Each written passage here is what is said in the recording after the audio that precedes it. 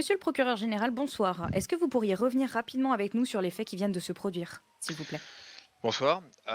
Donc oui, bien sûr, comme vous avez pu le voir, l'ancien gouverneur adjoint, s'est fait arrêter ce soir et incarcéré pour, tentative de corruption avec circonstances aggravantes. Il a donc pris, 4 heures de pénitencier et 80 000 $ d'amende. Pourriez-vous nous en dire un petit peu plus sur cette affaire?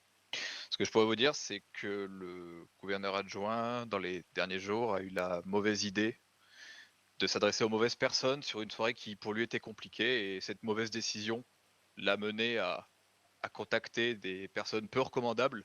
Il s'est vite rendu compte qu'il avait fait une erreur, et est venu directement avouer ses faits, ce soir justement.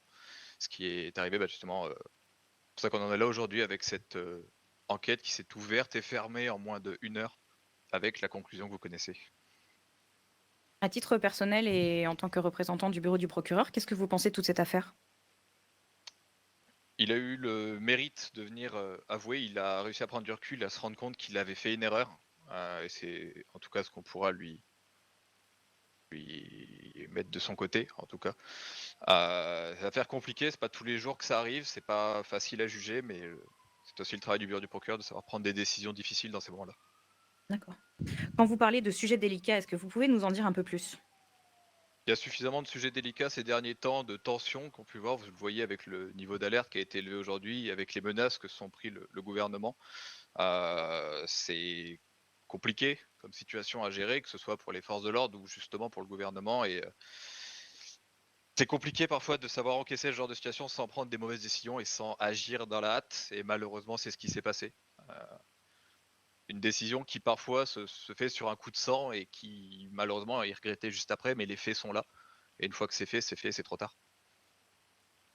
Du coup, ce sera quoi l'avenir, pour, le gouvernement actuel selon vous? Déjà réussir à remettre quelqu'un en place, quelqu'un de confiance, quelqu'un qui saura prendre le relais, et ça, je fais confiance au gouverneur pour trouver quelqu'un dans les jours à venir. Après de là, réussir à justement à, je pense, communiquer pour, justement faire comprendre cette situation et montrer que le gouvernement saura se remettre de cette situation. Si vous aviez, une dernière chose à dire, quelle serait-elle? Que nul ne doit ignorer la loi, que ce soit un gouverneur, gouverneur adjoint ou n'importe quel membre des forces de l'ordre, hein. On n'est pas juste là pour juger les criminels qu'on a tendance à voir assez souvent, et que si un jour il fallait même, je pense que vous l'avez vu, hein, juger un procureur, je n'hésiterai pas à le faire, et le bureau du procureur n'hésitera pas à le faire. Très bien. Merci beaucoup. Merci à vous.